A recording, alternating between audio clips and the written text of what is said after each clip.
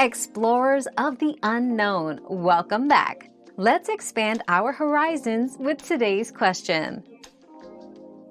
Yes, a bad fuel pump can sometimes start working again, but it's usually a temporary fix.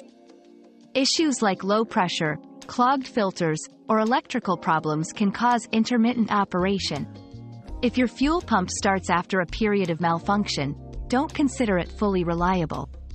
It's crucial to diagnose and address the underlying issue to prevent being stranded or causing further damage to your vehicle. Our quest for knowledge never ends. Thanks for being part of today's discovery.